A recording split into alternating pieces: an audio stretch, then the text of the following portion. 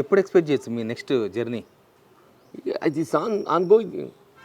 నా next journey ఇది continuous process, నడుస్తుంది ప్రయాణం నడుస్తుంది. ఇంతసేపు ఎక్కడ పోయి వచ్చినా ఎక్కడి నుంచో పోయి జనాల దగ్గర మరి ఇంకేముంది అన్న ప్రయాణం, ఇక కొత్తగా స్టార్ట్ అయ్యేది ఏమన్నా దాంట్లో అంటే చూద్దాం.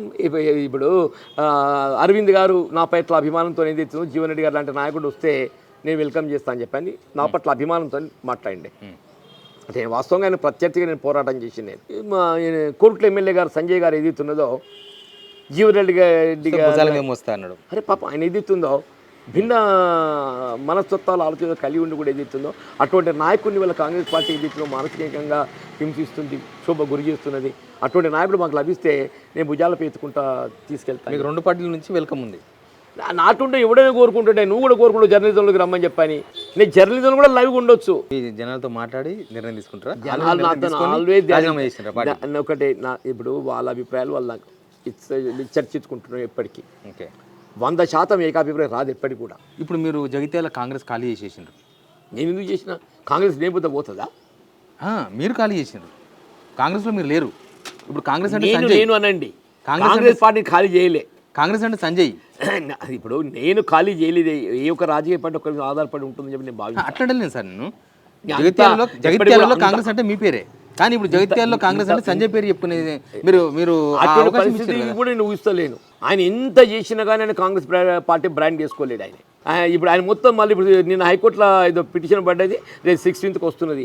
మళ్ళీ ఏం దానికి జవాబిస్తాడు? బీఆర్ఎస్ అని చెప్తాడు. మరిగా అది నాకే నిజంగా మీరు అన్నదాంట్లో ఏదైతే ఉందో ప్రశ్నించుకునే పరిస్థితి వస్తుంది. ఏమని జనంలో ఇప్పుడు జీవన్ రెడ్డి ఏమని చూడాలని కూడా ఎవరు ఊహించుకోలేకపోతుంది. ఇంకా కూడా అంటే అనుబంధం 4% అనుబంధం ఉట్లే తొలిగిపోదు కదనే. అదంతా అయిపోయింది కదా సార్, తెంచుకున్నారు కదా. నేను తెచ్చుకున్నా, నేను నెట్టివేయబడ్డా అనుకుంటున్నాను.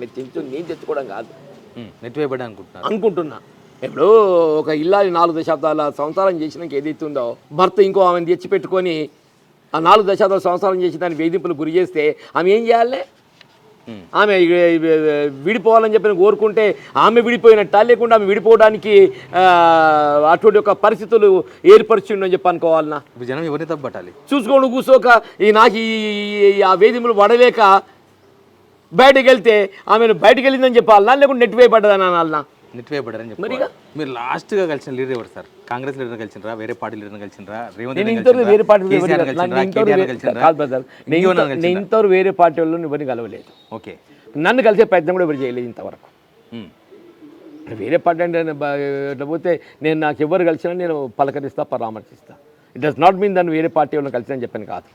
ఆ స్థాయి వాళ్ళు ఎదురు ఎవరు కలవలేదు. నన్ను చివరిగా కలిసింది వంశీచంద్ర రెడ్డి గారు.